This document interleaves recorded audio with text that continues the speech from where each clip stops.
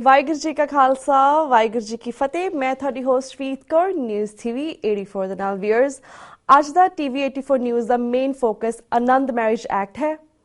1909 ਦੇ ਵਿੱਚ British general legislative council ਨੇ ਸਿੱਖਾਂ ਨੂੰ ਇੱਕ ਤੀਸਰੀ ਧਿਰ ਵਜੋਂ ਰੈਕਗਨਾਈਜ਼ ਕਰਦੇ ਹੋਏ ਆਨੰਦ ਮੈਰਿਜ ਐਕਟ ਬਣਾਇਆ ਸੀ, ਪਰ 1955 ਵਿੱਚ ਸੈਂਟਰਲ ਸਰਕਾਰ ਨੇ ਹਿੰਦੂ ਮੈਰਿਜ ਐਕਟ ਬਣਾ ਕੇ ਸਿੱਖਾਂ, ਬੋਧੀਆਂ ਤੇ ਜੈਨੀਆਂ ਨੂੰ ਇਸ ਐਕਟ ਥੱਲੇ ਨੂਰ ਦਿੱਤਾ ਸੀ।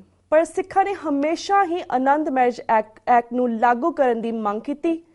ਭਾਰਤ ਸਰਕਾਰ ਨੇ 2012 ਦੇ ਵਿੱਚ ਇਸ ਆਨੰਦ ਮੈਰਿਜ ਐਕਟ ਦੀ ਜ਼ਿੰਮੇਵਾਰੀ ਸੂਬਾ ਸਰਕਾਰ ਨੂੰ ਸੌਂਪ ਦਿੱਤੀ ਸੀ। 3 ਸਾਲ ਬੀਤ ਚੁੱਕੇ ਹਨ, ਪਰ ਆਨੰਦ ਮੈਰਿਜ ਐਕਟ ਨੂੰ ਹਰਿਆਣੇ ਤੋਂ ਬਗੈਰ ਪੰਜਾਬ ਸਣੇ ਕਿਸੇ ਰਾਜ ਨੇ ਲਾਗੂ ਨਹੀਂ ਕੀਤਾ।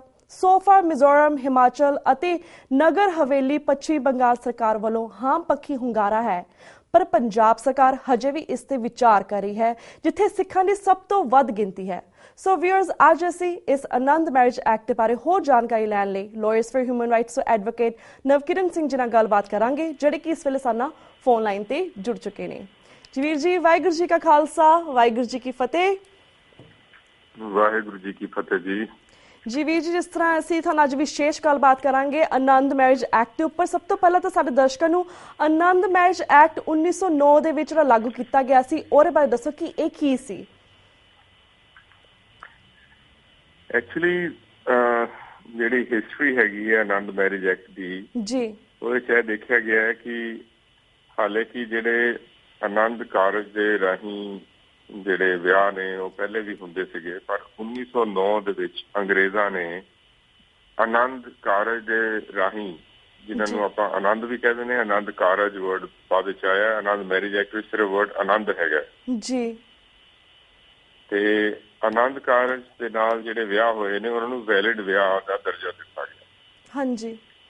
ਤੇ ਸੋ ਇਹ ਤਾਂ ਹੈਗੀ ਹੈ ਬੈਕਗਰਾਊਂਡ ਜਿਹੜੀ ਹੈ ਆਨੰਦ ਮੈਰਿਜ ਐਕਟ। ਉਹਦੇ ਵਿੱਚ ਸਿਰਫ ਤੇ ਸਿਰਫ ਇਹ ਲਿਖਿਆ ਹੋਇਆ ਸੀ ਕਿ ਜਿਹੜੇ ਵਿਆਹ ਆਨੰਦਾਂ ਦੇ ਨਾਲ ਹੁੰਦੇ ਨੇ ਉਹ ਵੈਲਿਡ ਵਿਆਹ ਗਿਣੇ ਜਾਣਗੇ। ਜੀ ਜੀ ਜੀ।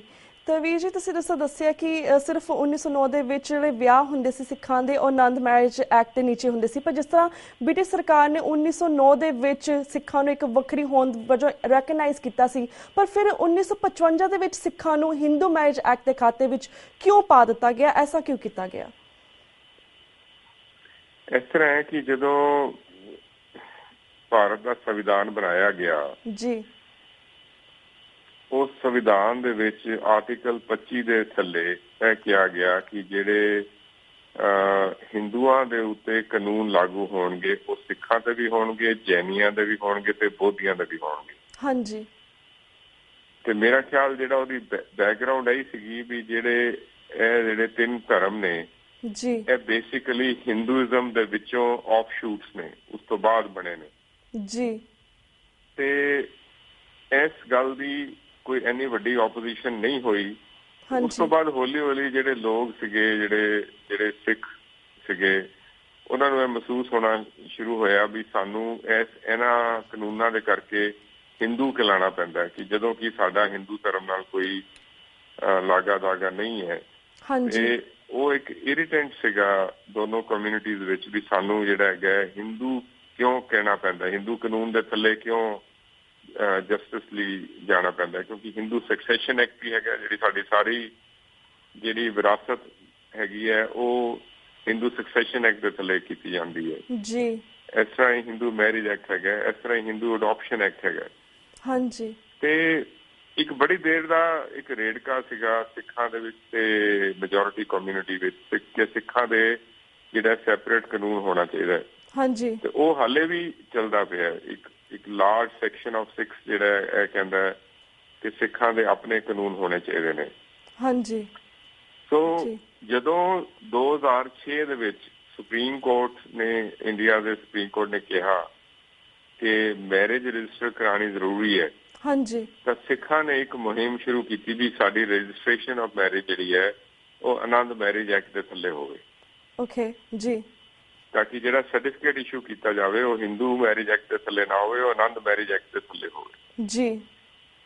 ਤੇ ਉਦੋਂ ਦੀ ਕਾਂਗਰਸ ਸਰਕਾਰ ਨੇ ਜਿਹੜਾ ਹੈਗਾ 2012 ਦੇ ਵਿੱਚ ਜਾ ਕੇ ਆਨੰਦ ਮੈਰਿਜ ਐਕਟ ਦੇ ਵਿੱਚ ਅਮੈਂਡਮੈਂਟ ਕਰ ਦਿੱਤੀ, ਇੱਕ ਸੈਕਸ਼ਨ ਐਡ ਕਰ ਦਿੱਤਾ ਜੀ, ਇਹ ਕਹਿ ਕੇ ਕਿ ਜਿਹੜੇ ਸਿੱਖ ਹੈਗੇ ਨੇ ਉੱਥੇ ਵਰਡ ਸਿੱਖ ਨਹੀਂ ਲਿਖਿਆ ਹੋਇਆ, ਉੱਥੇ ਇਹ ਲਿਖਿਆ ਹੋਇਆ ਹੈ ਕਿ ਜਿਹੜਾ ਦੇ ਵਿਆਹ ਆਨੰਦ ਕਾਰਜ ਮੁਤਾਬਿਕ ਹੋਣਗੇ, ਹਾਂਜੀ, ਉਹ ਆਪਣਾ ਵਿਆਹ ਆਨੰਦ ਮੈਰਿਜ ਐਕਟ ਦੇ ਥੱਲੇ ਰਜਿਸਟਰ ਕਰਾ ਸਕਦੇ ਜੀ। ਸੋ ਸਿੱਖਾਂ ਨੂੰ ਇੱਕ ਪਹਿਲੀ ਵਾਰੀ ਆਪਸ਼ਨ ਮਿਲੀ ਕਿ ਉਹ ਆਪਣੀ ਜਿਹੜੀ ਇੱਕ ਡਿਫਰੈਂਟ ਹੋਂਦ ਹੈ, ਇੱਕ ਡਿਫਰੈਂਟ ਆਈਡੈਂਟਿਟੀ ਹੈ, ਉਹਨੂੰ ਉਹ ਬਰਕਰਾਰ ਕਰ ਸਕਣ। ਸੋ ਇੱਕ ਬੜਾ ਵੱਡਾ ਮੀਲ ਪੱਥਰ ਗਿਣਿਆ ਜਾਂਦਾ ਹੈ ਕਿ ਜਦੋਂ ਸਿੱਖ ਆਪਣੀ ਰਾਈਟਸ ਦੀ ਗੱਲ ਕਰਦੇ ਨੇ ਤੇ ਆਨੰਦ ਮੈਰਿਜ ਐਕਟ ਵਿੱਚ ਜਿਹੜੀ ਅਮੈਂਡਮੈਂਟ ਹੈ ਉਹ 2012 ਵਿੱਚ, ਉਹ ਇੱਕ ਮੀਲ ਪੱਥਰ ਗਿਣਿਆ ਜਾਂਦਾ। ਹਾਂਜੀ, ਲੇਕਿਨ ਉਹਦੇ ਵਿੱਚ ਇਹ ਵੀ ਲਿਖਿਆ ਗਿਆ ਕਿ ਉਹ ਵਿਆਹ ਕਿਵੇਂ ਰਜਿਸਟਰ ਹੋਣਗੇ, ਉਹ ਹਰੇਕ ਸਟੇਟ ਆਪਣੇ ਆਪਣੇ ਰੂਲਸ ਬਣਾਏਗੀ।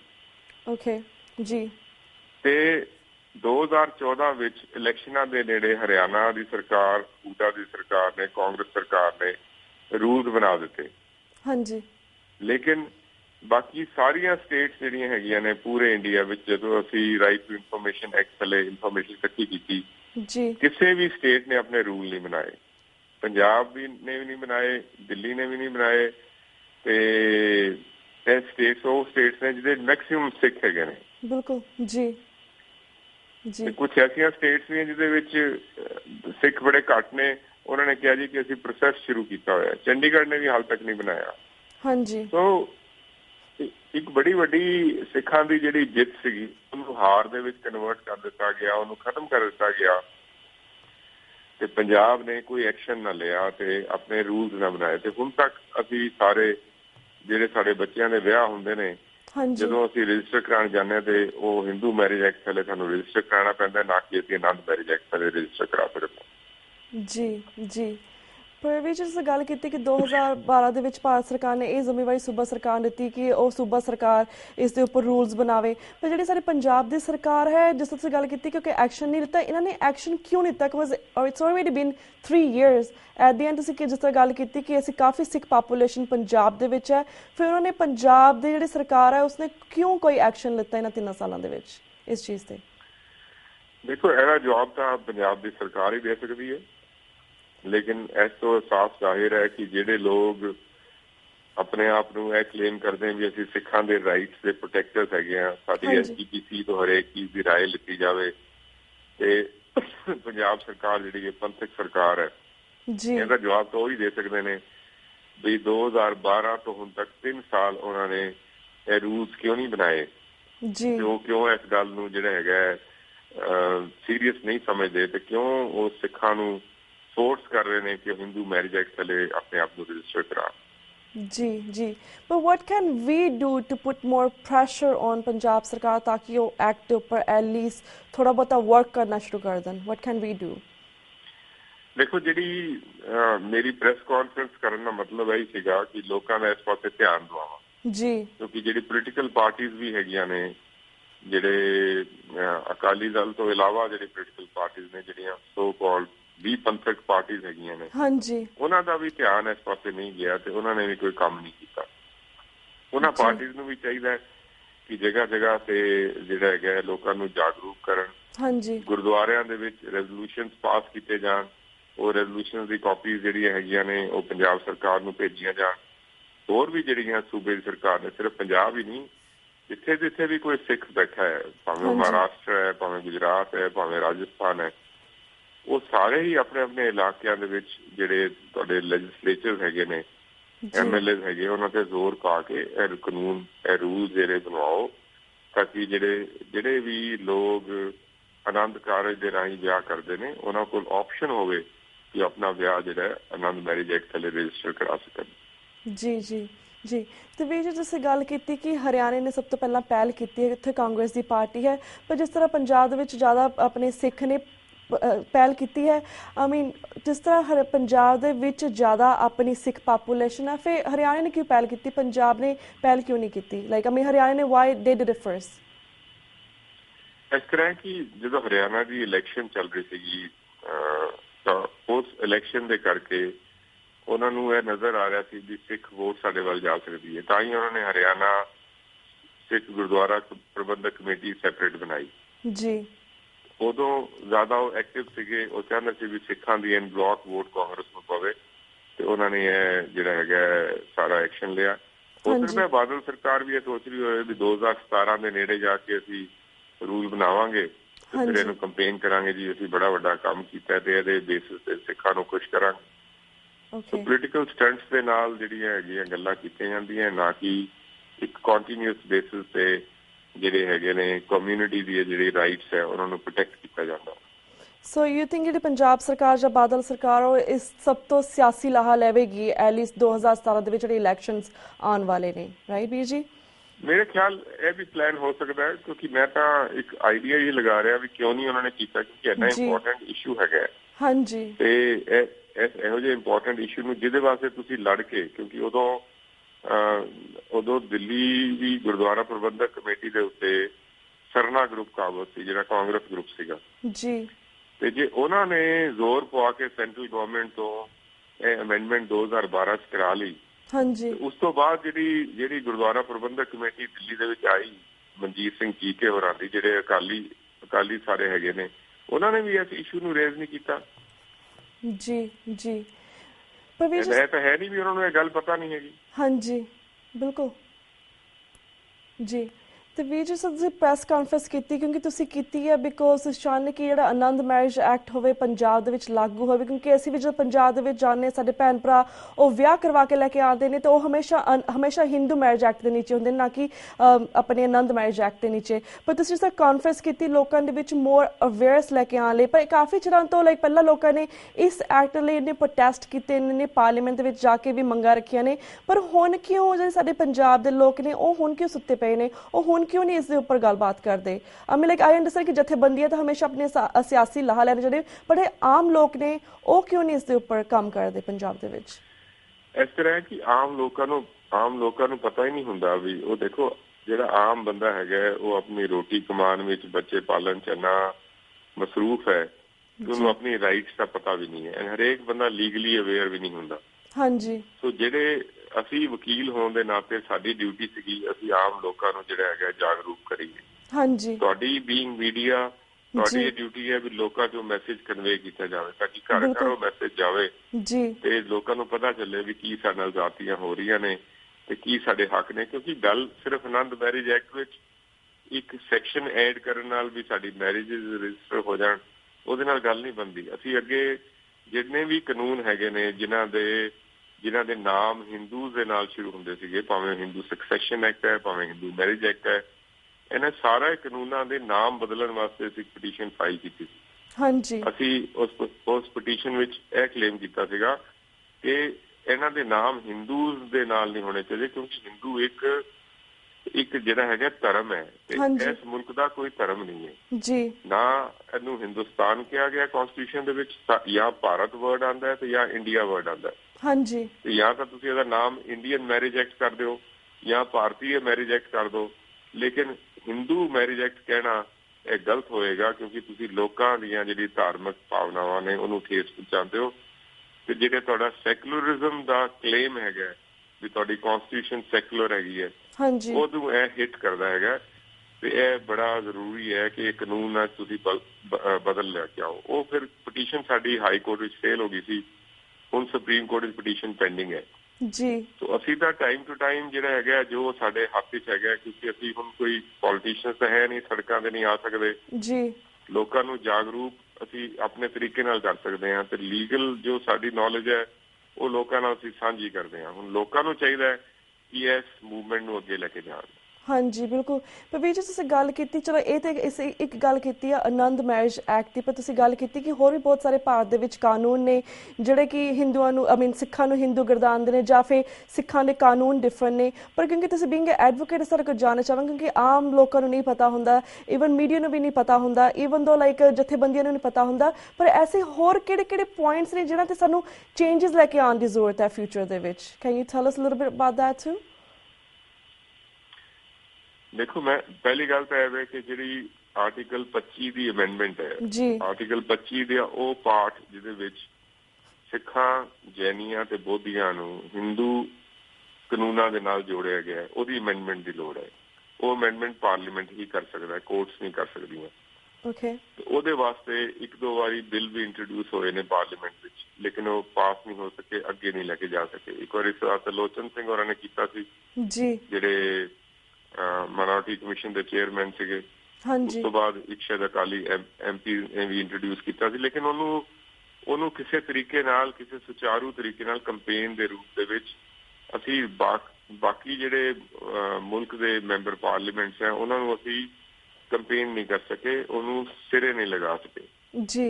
ਸੋ ਜੇ ਕਮਿਊਨਿਟੀ ਚਾਹੁੰਦੀ ਹੈ ਕਿ ਕੁਝ ਕੀਤਾ ਜਾਵੇ, ਅਸੀਂ ਪਿਛਲੇ 4-5 ਸਾਲਾਂ ਤੋਂ ਇੰਟਰਨੈਟ ਤੇ ਕੰਪੇਨ ਕਰ ਰਹੇ ਹਾਂ, ਸਿਗਨੇਚਰ ਕੰਪੇਨ ਵੀ ਆਰਟੀਕਲ 25 ਦੀ ਜਿਹੜੀ ਹੈਗੀ ਅਮੈਂਡਮੈਂਟ ਕੀਤੀ ਜਾਵੇ। ਹਾਂਜੀ, ਲੇਕਿਨ ਲੋਕ ਜਿਹੜੇ ਨੇ, ਸਿੱਖ ਕਮਿਊਨਿਟੀ ਜਿਹੜੀ ਹੈ, ਜਿਹੜਾ ਆਮ ਬੰਦੇ ਨੇ, ਹਾਂਜੀ, ਉਹ ਨਾ ਤਾਂ ਇੰਟਰਸਟਿਡ ਨੇ ਇਹਨਾਂ ਇਸ਼ੂਜ਼ ਦੇ ਵਿੱਚ।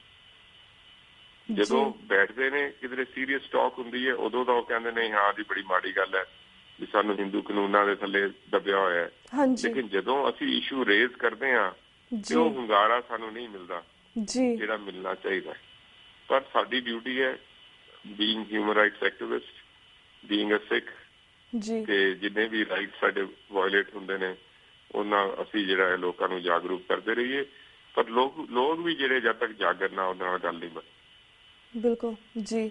So basically you think only ਜਿਹੜਾ ਆਰਟੀਕਲ 25 ਹੈ ਇਸ ਦੀ ਅਮੈਂਡਮੈਂਟ ਦੀ ਜ਼ਰੂਰਤ ਹੈ, ਇਸ ਦੇ ਨਾਲ ਜਿਹੜਾ ਮੈਰਿਜ ਐਕਟ ਹੈ ਉਹ ਵੀ ਫਿਕਸ ਹੋ ਜਾਏਗਾ। ਪਰ ਆਮ ਪ੍ਰੀਟੀ ਸ਼ੋਰ ਤੁਸੀਂ ਗੱਲ ਕੀਤੀ ਸੀ ਕਿ ਸਿੱਖਾਂ ਹੋਰ ਵੀ ਕਾਫੀ ਕਾਨੂੰਨ ਨੇ, ਅਗਰ ਤੁਸੀਂ ਹੋਰ ਕਿਸੇ ਕਾਨੂੰਨ ਦੇ ਬਾਰੇ ਵੀ ਸਾਡੇ ਦਰਸ਼ਕਾਂ ਨੂੰ ਜਾਣਕਾਰੀ ਦੇਣਾ ਚਾਹੁੰਦੇ ਹੋ ਤਾਂ ਜ਼ਰੂਰ ਦੇ ਸਕਦੇ ਹੋ, ਤਾਂ ਕਿ ਅਸੀਂ ਅਗਲੇ ਕੁਐਸਚਨ ਤੇ ਫਿਰ ਮੂਵ ਆਨ ਹੁੰਦੇ ਹਾਂ।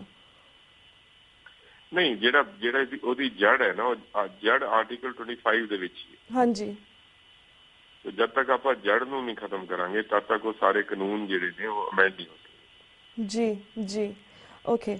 ਸੋ ਅਸੀਂ ਵੀ ਰਿਕੁਐਸਟ ਕਰਦੇ ਹਾਂ ਆਪਣੇ ਸਾਰੇ ਵਿਊਅਰਸ ਨੂੰ, ਆਪਣੇ ਦਰਸ਼ਕਾਂ ਨੂੰ ਜਿਹੜੇ ਵੇਖ ਰਹੇ ਨੇ, ਕਿ ਜਿਹੜੀ ਤੁਸੀਂ ਕੈਂਪੇਨ ਸ਼ੁਰੂ ਕੀਤੀ ਹੈ, ਕਿਉਂਕਿ ਅਸੀਂ ਵੀ ਫੇਸਬੁੱਕ ਤੇ ਦੇਖੀਏ ਕਾਫੀ ਵਾਰ, ਉਹਦੇ ਵਿੱਚ ਜ਼ਰੂਰ ਸਾਈਨ ਕਰਕੇ ਇਸ ਆਰਟੀਕਲ ਦੇ ਉੱਪਰ ਇਸਨੂੰ ਚੇਂਜ ਕਰਨ ਲਈ ਜਿਹੜਾ ਦਬਾਅ ਪਾਇਆ ਜਾਵੇਗਾ ਉਸ ਦੇ ਉੱਪਰ ਜ਼ਰੂਰ ਸਾਈਨ ਕਰਨ। So thank you so much for that information ਵੀਰ ਜੀ। ਤੇ ਵੀਰ ਜੀ ਹੁਣ ਅਸੀਂ ਅਗਲੇ ਕੁਐਸਚਨ ਤੇ ਮੂਵ ਆਨ ਕਰਦੇ। ਜਿਸ ਤਰ੍ਹਾਂ ਤੁਸੀਂ ਆਪਣੀ ਪ੍ਰੈਸ ਕਾਨਫਰੰਸ ਵਿੱਚ ਇਹ ਵੀ ਮੈਂਸ਼ਨ ਕੀਤਾ ਸੀ ਕਿ ਜਿਸ ਤਰ੍ਹਾਂ ਮਿਜ਼ੋਰਮ, ਹਿਮਾਚਲ ਅਤੇ ਨਗਰ ਹਵੇਲੀ ਜਾਂ ਪੱਛਮੀ ਬੰਗਾਲ ਸਰਕਾਰ ਵੱਲੋਂ ਤਾਂ ਹਾਂ ਪੱਕੀ ਹੁੰਗਾਰਾ ਹੈ ਇਸ ਆਨੰਦ ਮੈਰਿਜ ਐਕਟ ਦੇ ਉੱਪਰ, ਪਰ ਕੁਝ ਇੰਪਲੀਮੈਂਟ ਨਹੀਂ ਹੋ ਰਿਹਾ ਹੈਗਾ। ਪਰ ਪ੍ਰੋਸੈਸ ਕਿਸ ਤਰ੍ਹਾਂ ਦਾ ਹੋਵੇਗਾ? ਇਟਸ ਬੀਨ 3 years, ਉਹਨਾਂ ਦਾ ਹਾਂ ਪੱਕੀ ਹੁੰਗਾਰਾ, do you think they will change it in the future? ਇਸ ਤਰ੍ਹਾਂ ਹੈ ਕਿ ਸਾਡੇ ਕੋਲ ਕਾਨੂੰਨੀ ਚਾਰਾਜੋਈ ਦੇ ਵੀ ਰਸਤੇ ਹੈਗੇ ਨੇ। ਅਸੀਂ ਫਿਲਹਾਲ ਤਾਂ RTI ਦੇ ਥਰੂ ਇਨਫੋਰਮੇਸ਼ਨ ਲਿੱਤੀ ਹੈ ਜੀ। ਹੁਣ ਉਸ ਤੋਂ ਬਾਅਦ ਅਸੀਂ ਇੱਕ ਰਿਪਰੈਜ਼ੈਂਟੇਸ਼ਨ ਬਣਾ ਕੇ ਸਾਰੀਆਂ ਸਟੇਟਸ ਨੂੰ ਭੇਜਾਂਗੇ ਵੀ ਮਿਹਰਬਾਨੀ ਕਰਕੇ ਤੁਸੀਂ ਜਿਹੜੇ ਹੈਗਾ ਆਪਣੇ ਰੂਲਸ ਬਣਾਓ ਛੇਤੀ। ਫਿਰ ਕੁਝ ਟਾਈਮ ਪਾ ਕੇ ਜਿਹੜਾ ਵੀ ਸਟੇਟਸ ਨੇ ਰੂਲਸ ਨਹੀਂ ਬਣਾਏ ਹੋਣਗੇ, ਫਿਰ ਅਸੀਂ ਉਹਨਾਂ ਸਟੇਟਸ ਦੇ ਖਿਲਾਫ ਸੁਪਰੀਮ ਕੋਰਟ ਆਫ ਇੰਡੀਆ ਦੇ ਵਿੱਚ ਪਟੀਸ਼ਨ ਫਾਈਲ ਕਰਾਂਗੇ। ਅਸੀਂ ਇਸ ਗੱਲ ਤੇ ਦ੍ਰਿੜ ਨਿਸ਼ਚਾ ਕੀਤਾ ਹੋਇਆ ਵੀ ਇਹਨੂੰ ਇੰਪਲੀਮੈਂਟ ਕਰਾ ਕੇ ਹੀ ਛੱਡਾਂਗੇ। ਸਾਡੇ ਹੱਥ ਜੋ ਹੈਗਾ ਅਸੀਂ ਉਹ ਜ਼ਰੂਰ ਕਰਾਂਗੇ, ਪਰ ਲੋਕ ਜਿਹੜੇ ਨੇ ਲੋਕ ਵੀ ਜਾਗਣਗੇ ਤੇ ਤਾਂ ਗੱਲ ਬਣੇਗੀ। ਬਿਲਕੁਲ, ਸਾਡੇ ਸਿਰਫ ਕੰਮ ਕਰਨ ਨਾਲ ਗੱਲ ਨਹੀਂ ਬਣਦੀ ਹੈ।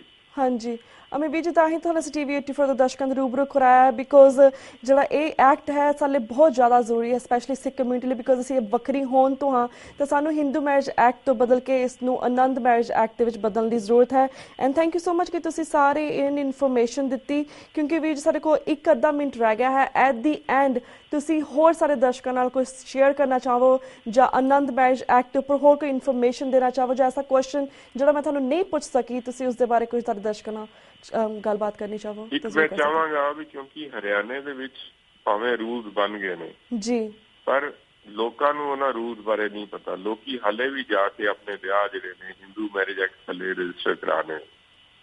ਸੋ ਸਿੱਖਾਂ ਦੇ ਵਿੱਚ ਇੱਕ ਕੰਪੇਨ ਚਲਾਉਣ ਦੀ ਲੋੜ ਹੈ ਹਰਿਆਣੇ ਦੇ ਵਿੱਚ ਵੀ ਉਹ ਵੱਧ ਚੜ ਕੇ ਜਾ ਕੇ ਆਨੰਦ ਮੈਰਿਜ ਐਕਟ ਥੱਲੇ ਆਪਣੇ ਵਿਆਹਾਂ ਨੂੰ ਰਜਿਸਟਰ ਕਰਾਉਣ।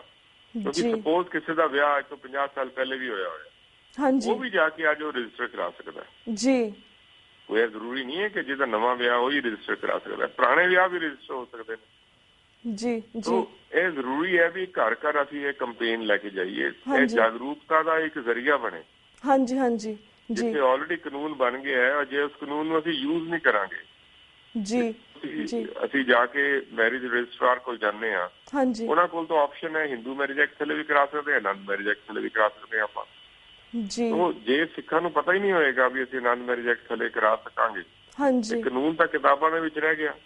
ਉਹਨਾਂ ਕਾਨੂੰਨ ਨੂੰ ਲਾਗੂ ਤੱਕ ਹੋਏਗੇ ਕਾਨੂੰਨ ਬਣ ਵੀ ਗਿਆ, ਲੇਕਿਨ ਕਾਨੂੰਨਾਂ ਨੂੰ ਦੱਸਣ ਲਈ, ਜਾਗਰੂਕਤਾ ਪੈਦਾ ਕਰਨ ਲਈ ਵੀ ਜਿਹੜਾ ਹੈਗਾ ਗੁਰਦੁਆਰਿਆਂ ਵਿੱਚ ਕੰਪੇਨ ਚੱਲਣੀ ਚਾਹੀਦੀ, ਸਪੈਸ਼ਲੀ ਹਰਿਆਣੇ ਦੇ ਗੁਰਦੁਆਰਿਆਂ ਵਿੱਚ। ਹਾਂਜੀ, ਅਸੀਂ ਇਹ ਵੀ ਕੋਸ਼ਿਸ਼ ਕਰ ਰਹੇ ਹਾਂ ਕਿ ਮੈਂ ਕੁਝ ਹਰਿਆਣੇ ਦੇ ਜਿਹੜੇ ਹੈਗੇ ਨੇ ਸਿੱਖ ਲੀਡਰਸ ਉਹਨਾਂ ਨੂੰ ਕੰਟੈਕਟ ਕਰ ਰਿਹਾ ਹੈਗਾ ਵੀ ਉੱਥੇ ਦੇ ਜਿੰਨੇ ਗੁਰਦੁਆਰੇ ਨੇ ਉਹਦੇ ਵਿੱਚ ਪੈਂਫਲੇਟਸ ਵੰਡੇ ਜਾਣ ਤਾਂ ਕਿ ਲਾਰਜ ਸਕੇਲ ਦੇ ਵਿੱਚ ਲੋਕੀ ਜਾ ਕੇ ਹਾਂਜੀ ਆਨੰਦ ਮੈਰਿਜ ਐਕਟ ਥੱਲੇ ਆਪਣੇ ਵਿਆਹ ਰਜਿਸਟਰ ਕਰਵਾਉਣ। ਜੀ, ਪਰ ਵੀਰ ਜੀ ਜਿਸ ਤਰ੍ਹਾਂ ਗੁਰਦੁਆਰੇ ਦੇ ਵਿੱਚ ਲੋਕ ਜਾ ਕੇ ਵਿਆਹ ਕਰਵਾਉਂਦੇ ਹੈ, ਅਗਰ ਉਹ ਨਹੀਂ ਰਜਿਸਟਰ ਹੁੰਦੇ ਤਾਂ ਉਹ ਕਿਸ ਐਕਟ ਥੱਲੇ ਹੁੰਦੇ ਨੇ? Is like still at like Anand marriage act, I mean Anand marriage ਹੀ ਹੁੰਦੀ ਉਹਨਾਂ ਦੀ, ਕਿ ਉਹ ਵੀ like automatically Hindu marriage act ਦੇ ਵਿੱਚ ਚਲੇ ਜਾਂਦੇ ਨੇ? I mean it's little confusing. ਇਸ ਤਰ੍ਹਾਂ ਹੈ ਕਿ ਵਿਆਹ ਕਰਾਉਣ ਦੇ ਇੰਡੀਆ ਦੇ ਵਿੱਚ ਵੱਖ-ਵੱਖ ਤਰੀਕੇ ਨੇ ਜੀ। ਜੇ ਤੁਸੀਂ ਧਾਰਮਿਕ ਤਰੀਕੇ ਨਾਲ ਆਪਣਾ ਵਿਆਹ ਕਰਾਉਂਦੇ ਹੋ ਹਾਂਜੀ ਗੁਰਦੁਆਰੇ ਜਾਂ ਮੰਦਿਰ ਦੇ ਵਿੱਚ, ਤੇ ਤੁਸੀਂ ਜਾ ਕੇ ਹਿੰਦੂ ਮੈਰਿਜ ਐਕਟ ਥੱਲੇ ਰਜਿਸਟਰ ਕਰਾ ਸਕਦੇ ਹੋ। ਸਿੱਖ ਜਿਹੜੇ ਨੇ ਆਨੰਦ ਮੈਰਿਜ ਐਕਟ ਦੇ ਥੱਲੇ ਵੀ ਕਰਵਾ ਸਕਦੇ ਨੇ ਹਰਿਆਣੇ ਦੇ ਵਿੱਚ ਜੀ। ਇੱਕ ਸਪੈਸ਼ਲ ਮੈਰਿਜ ਐਕਟ ਹੈਗਾ ਹਾਂਜੀ, ਜਿਹੜਾ ਤੁਸੀਂ ਜੇ ਸਪੋਜ਼ ਕੋਈ ਵੀ ਬੰਦਾ ਕਿਸੇ ਵੀ ਧਰਮ ਨੂੰ ਨਹੀਂ ਮੰਨਦਾ ਹਾਂਜੀ, ਜਾਂ ਉਹ ਇੰਟਰ ਰਿਲੀਜੀਅਸ ਮੈਰਿਜ ਹੈਗੀ ਹੈ, ਉਹ ਸਪੈਸ਼ਲ ਮੈਰਿਜ ਐਕਟ ਹੈਗਾ ਉਹਦੇ ਵਾਸਤੇ, ਉਹਦੇ ਥੱਲੇ ਵੀ ਤੁਸੀਂ ਕਰਾ ਸਕਦੇ ਹੋ। ਓਕੇ, ਤਾਂ ਵੀ ਜਿਸ ਗੱਲ ਪਹਿਲਾਂ ਕੀਤੀ ਸੀ ਕਿਸ ਤਰ੍ਹਾਂ ਲੋਕ 50 ਸਾਲ ਪਹਿਲਾਂ ਵਿਆਹ ਕਰਵਾ ਰਹੇ ਨੇ, ਉਹ ਫਿਰ ਵੀ ਜਾ ਕੇ ਜਿਹੜੇ ਹਿੰਦੂ ਮੈਰਿਜ ਐਕਟ ਦੇ ਨੀਚੇ ਹੁੰਦੇ ਨੇ ਆਪਣਾ ਚੇਂਜ ਕਰਵਾ ਕੇ ਉਹ ਇਸ ਆਨੰਦ ਮੈਰਿਜ ਐਕਟ ਦੇ ਵੀ ਨੀਚੇ ਕਰਵਾ ਸਕਦੇ। ਇਹਦਾ ਕੀ ਪ੍ਰੋਸੈਸ ਕੀ ਹੁੰਦਾ ਹੈ ਕਿ ਵਟ ਦੇ ਨੀਡ ਟੂ ਟੇਕ ਵਿਦ ਦਮ? ਕਿਉਂਕਿ ਕਾਫੀ ਸਾਰੇ ਵੀਰ ਸਾਡੇ ਜਿਹੜੇ ਭੈਣ ਭਰਾ ਨੇ ਕਾਫੀ ਨਾਈਵ ਵੀ ਨੇ, ਉਹਨਾਂ ਨੂੰ ਪ੍ਰੋਸੈਸ ਦਾ ਨਹੀਂ ਪਤਾ ਹੁੰਦਾ। ਥੋੜਾ ਜਿਹਾ ਉਸ ਪ੍ਰੋਸੈਸ ਬਾਰੇ ਵੀ ਸਾਡੇ ਦਰਸ਼ਕਾਂ ਨੂੰ ਜਾਣਕਾਰੀ ਦਿਓ। ਇਸ ਤਰ੍ਹਾਂ ਹੈ ਕਿ ਜਿਹੜੀ ਰਜਿਸਟ੍ਰੇਸ਼ਨ ਆਫ ਮੈਰਿਜ ਸੀਗੀ ਜੀ, ਉਹ ਕੰਪਲਸਰੀ ਨਹੀਂ ਸੀ ਪਹਿਲੇ ਹਾਂਜੀ। So 99% people have never got their marriages registered.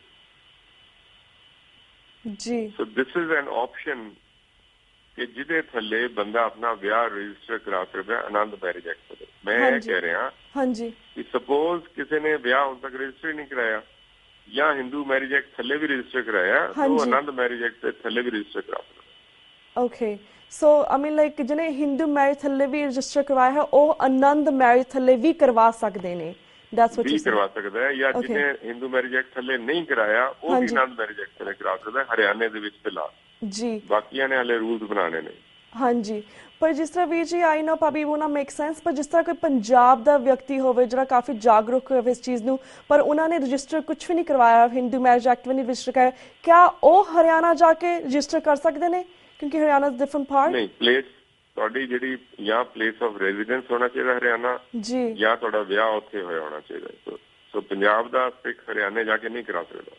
Okay, ਇਸ ਲਈ ਸਾਨੂੰ ਜਾਗਰੂਕਤਾ ਲੈ ਕੇ ਆਉਣ ਦੀ ਲੋਕਾਂ ਦੇ ਵਿੱਚ ਜ਼ਰੂਰਤ ਹੈ ਕਿ ਉਹ ਜ਼ਰੂਰ ਇਸ ਚੀਜ਼ ਨੂੰ ਸਾਹਮਣੇ ਲੈ ਕੇ ਆਉਣ, ਤਾਂ ਆਪਣੇ ਜਿਹੜੇ ਹੈਗੇ ਪੰਜਾਬ ਦੇ ਵਿੱਚ ਵੀ ਕਿਸੇ ਤਰ੍ਹਾਂ ਪੰਜਾਬ ਦੀ ਗਵਰਨਮੈਂਟ ਆ ਜਿਹੜੀ ਉਹ ਪੰਜਾਬ ਦੀ ਸਰਕਾਰਾਂ ਤੇ ਪ੍ਰੈਸ਼ਰ ਪਾ ਕੇ ਇਸ ਨੂੰ ਚੇਂਜ ਕਰਨ ਦੀ ਕੋਸ਼ਿਸ਼ ਕਰਨ। So thank you so much ਵੀਰ ਜੀ ਕਿ ਤੁਸੀਂ ਇਸ ਮੁੱਦੇ ਦੇ ਉੱਪਰ ਆਪਣੀ ਪੂਰੀ ਜਾਣਕਾਰੀ ਸਾਡੇ ਦਰਸ਼ਕਾਂ ਨਾਲ ਸਾਂਝੀ ਕੀਤੀ, ਕਿਉਂਕਿ ਇਸ ਵਾਲੇ ਬਹੁਤ ਜ਼ਿਆਦਾ ਜ਼ਰੂਰੀ ਸੀ, ਇਸ ਲਈ ਤੁਹਾਨੂੰ ਅਸੀਂ ਵਿਸ਼ੇਸ਼ ਪ੍ਰੋਗਰਾਮ ਅੱਜ ਕੀਤਾ ਹੈ। ਸੋ ਥੈਂਕ ਯੂ ਸੋ ਮਚ ਕਿ ਤੁਸੀਂ ਸਾਡੇ ਦਰਸ਼ਕਾਂ ਦੇ ਰੂਬਰੂ ਹੋ ਕੇ ਪੂਰਾ ਸਮਝਾਇਆ ਇਸ ਦੇ ਬਾਰੇ, ਐਂਡ ਆਰਟੀਕਲ 25 ਦੇ ਬਾਰੇ ਪੂਰੀ ਚੰਗੀ ਤਰ੍ਹਾਂ ਜਾਣਕਾਰੀ ਦਿੱਤੀ, ਆਨੰਦ ਮੈਰਿਜ ਐਕਟ ਦੇ ਬਾਰੇ ਵੀ ਜਾਣਕਾਰੀ ਦਿੱਤੀ।